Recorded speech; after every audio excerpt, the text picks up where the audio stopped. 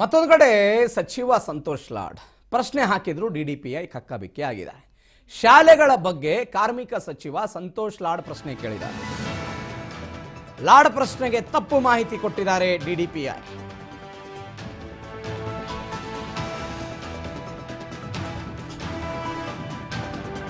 ಶಾಲೆಗಳ ಬಗ್ಗೆ ಮಾಹಿತಿ ಕೇಳಿದ್ರು ಸಚಿವ ಸಂತೋಷ್ ಲಾಡ್.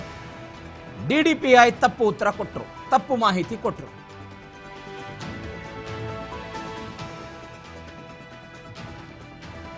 ಹೀಗಾಗಿ ಕಕ್ಕಾಬಿಕ್ಕಿಯಾಗಿದ್ದಾರೆ ಡಿಡಿಪಿಐ. ಮಳೆಯಿಂದ ಎಷ್ಟು ಪ್ರಮಾಣದಲ್ಲಿ ಶಾಲೆಗಳು ಹಾನಿಯಾಗಿವೆ ಅನ್ನೋದ್ರ ಬಗ್ಗೆ ಮಾಹಿತಿ ಕೇಳಿದ್ರು. ಆ ಮಾಹಿತಿಯನ್ನು ಕೊಡೋದ್ರಲ್ಲಿ ಡಿಡಿಪಿಐ ವಿಫಲರಾದರು. ಡಿಡಿಪಿಐ ಕೆಳದಿ ಮಟ್ಟ ಅಂತ ಅವರು ತಪ್ಪು ಮಾಹಿತಿ ಕೊಟ್ಟಿದ್ದಕ್ಕೆ ಸಚಿವರು ಗರಂ ಆಗಿದ್ದಾರೆ.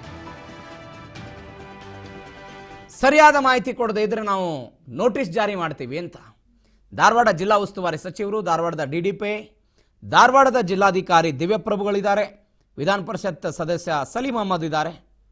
ಇವತ್ತು ಧಾರವಾಡದಲ್ಲಿ ಆಗಿರೋ ಬೆಳವಣಿಗೆ ಇದು.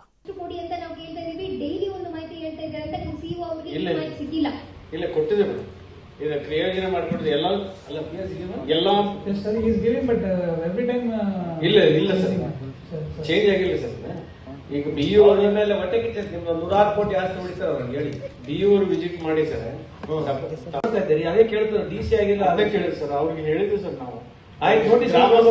ಗ್ರಾಮಸ್ಥರಿಗೆ ಬಹಳಷ್ಟು ರಿಕ್ವೆಸ್ಟ್ ಮಾಡ್ಕೊಂಡೆ ನಾವು, ನೋಡಿ ಹಂಗೆ ಕೊಡ್ಸೋದು ಸರಿಯಲ್ಲ, ನೀವು ಅದನ್ನ ಮಳಗ್ ಕೊಡಿಸ್ರಿ ಮಕ್ಕಳಿಗೆ ಬಂದು.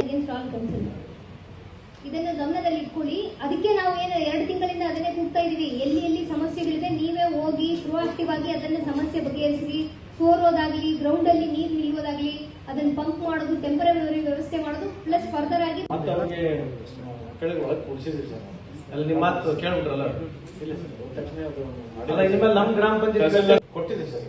ಮತ್ತೆ ಕೊಟ್ಟಿದ್ರೆ ಇಲ್ಲಿಗೆ ಯಾಕೆ ಅಂತ ಹೇಳ್ಬೇಕು, ಜೂನ್ ಜುಲೈನಾಗ. ಇಲ್ಲಪ್ಪ, ನೀವು ಏನೋ ಇದೇ ಹಗಲು ರಾತ್ರಿ ಇದೇ ಕೆಲಸ ಮಾಡ್ತೀರಿ, ಒಂದು ನಿರ್ದಿಷ್ಟ ಮಾಹಿತಿ ತಗೊಳಕ್ ಆಗಲ್ಲ.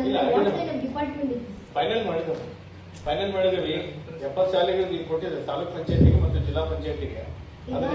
ಇಲ್ಲ ತಹಸೀಲ್ದಾರ್ ನೀವು ನಿಲ್ಸಿರಿಯಪ್ಪ. ನೀವು 1 ತಿಂಗಳಿಂದ ಒಂದೊಂದು ಡೈಲಿ, ಇವತ್ತು ಕೇಳಿದ್ರೆ ಒಂದು ಕೊಡ್ತೀರಿ, ಸಂಜೆ ಕೇಳಿದ್ರೆ ಇನ್ನೊಂದು ಡೇಟಾ ಕೊಡ್ತೀರಿ. ಒಂದು ಶಾಲೆನಲ್ಲಿ 10 ಮಕ್ಕಳು ಇದ್ದಾರೆ, 5 ಕೊಠಡಿ ಇದ್ದೇವೆ ನಾವು, 3 ಕೊಠಡಿ ಕೊಟ್ಟಬೇಕಾಗಿತ್ತು.